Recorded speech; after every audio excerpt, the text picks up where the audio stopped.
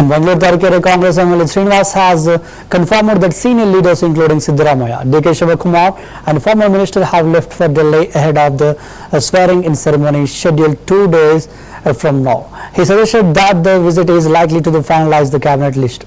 Srinivas openly declared himself a 100% aspirant for a ministerial berth, stressing that Chikmagalur district deserves representation in the new government.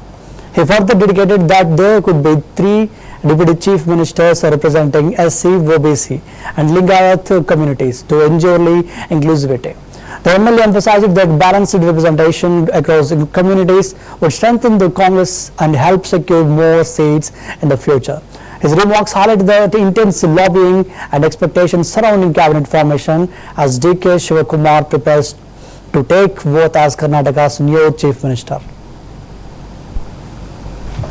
ಹೋದ್ರು K George ಹೋದ್ರು ಪನ್ನಣ್ಣ ಹೋದ್ರು ಮತ್ತೆ ನಮ್ಮ ಬೈರತಿ ಸುರೇಶ್ ಹೋದ್ರು George ಹೋದ್ರು ಚೆನ್ನಾಗಿ ಹೋಗಿದ್ದಾರೆ. ಡಿ ಕೆ ಶಿವಕುಮಾರ್ ಮುಖ್ಯಮಂತ್ರಿಗಳು ಏನು ವಿಚಾರ ಸರ್ ಡೈಲಿ ಪಟ್ಟಿ ಮಾಡ್ಕೊಂಡ್ಬರಕ್ಕೆ ಹೋಗ್ತಾ ಇದಾರೆ. ನಾಳೆ ಪ್ರಮಾಣ ವಚನಕ್ಕೆ ಎಷ್ಟು ಜನ ಮಾಡ್ತಾರೆ ಅಂತ ನೋಡ್ಕೊಂಡು ಮಾಡ್ಕೊಂಡು ಬರ್ಬೇಕು. ಕ್ಯಾಬಿನೆಟ್ ಪಟ್ಟಿಯಲ್ಲಿ ಶ್ರೀನಿವಾಸ್ ಅವರ ಹೆಸರು ಇರಬಹುದು. ನಾವು 100% ಆಕಾಂಕ್ಷಿ ಇರಬಹುದು. ನಾವು ಚಿಕ್ಕಮಗಳೂರು ಜಿಲ್ಲೆಯಲ್ಲಿ ಯಾರಿಗೂ ಕೊಟ್ಟಿಲ್ಲ, ನಮಗೆ 28 ವರ್ಷದಿಂದ ಕೊಟ್ಟಿಲ್ಲ, ಕೊಡಿ ಅಂತ ಕೂಡ ಹೇಳ್ತಾ ಇದ್ದಾರೆ. ಸರ್, ಈಗ ಇನ್ನೊಂದು ಬಹಳ ಮುಖ್ಯವಾಗಿ ಚರ್ಚೆ ಆಗ್ತಾ DCM ಹುದ್ದೆಗಳು ಎಷ್ಟು ಸೃಷ್ಟಿಯಾಗುತ್ತೆ? ಅದು ಈಗ ಮಾತಾಡೋಕೆ ಆಗಲ್ಲ, ಬರುತ್ತೆ. ಇದರ ಜೊತೆ ಬಂದೆ ನೋಡ್ಬೇಕು. ಇನ್ನು ಎಲ್ಲ ಹೋದ್ಮೇಲೆ ಫೈನಲ್ ಆಗೋದು, ಒಂದು ಕಂಡಿದ್ದೆಲ್ಲ ಆಗೋದಿಲ್ಲ. ಎಲ್ಲ ಕೆಲವು ಅಲ್ಲೋ ಡಿಸ್ಕಷನ್ ಆಗುತ್ತದೆ.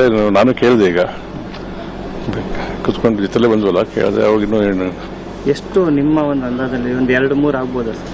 2-3 ಆಗಬಹುದು. ಅದು ಯಾಕಂದ್ರೆ ಸುಮ್ಮನೆ ಊಹೆಗಳು ಮಾಡಬೇಕು. ಕೇಳಿರ್ತಾರೆ, ಸತ್ಯ ಕೇಳಿರ್ತಾರೆ, ಅದು ಅಲ್ಲಿ ಒಪ್ಪಬೇಕಲ್ಲ. DCM ಗೊತ್ತಿಲ್ಲ ಮೇಡಮ್. ಅದು ಅವಶ್ಯಕತೆ ಇದೆಯಾ ಸರ್? ಬೇರೆ ಬೇರೆ ಜನಾಂಗಗಳಿಗೆ ಕೊಟ್ರೆ ಒಳ್ಳೇದು. ಯಾಕೆಂದ್ರೆ ಅವರು ಜನಾಂಗದವ್ರು ಖುಷಿ ಆಗ್ತಾರೆ, ನಮ್ಮ ಜೊತೆ ನಿಲ್ತಾರೆ ಅಂತ. ಯಾವ ಜನಾಂಗದವ್ರಿಗೆ ಕೊಡಬೇಕು ಅಂತಕ್ಕಂಥ ನಿಮ್ಮ ಅಭಿಪ್ರಾಯ ಸರ್? ಈಗ ಮುಸ್ಲಿಮ್ಸ್ ಕೊಡಬೇಕು, ನಾಯಕರಿಗೆ ಕೊಡಬೇಕು, SC ಕೊಡಬೇಕು, ಬ್ಯಾಕ್ವರ್ಡ್ ಕಾಸ್ಟ್ ಕೊಡಬೇಕು, ಲಿಂಗಾಯತ್ ಕೊಡಬೇಕು, ಒಕ್ಕಲಿಗರು ಇದ್ದೇ ಇದ್ದಾರೆ, ಲಿಂಗಾಯತ್ ಕೊಡಬೇಕು.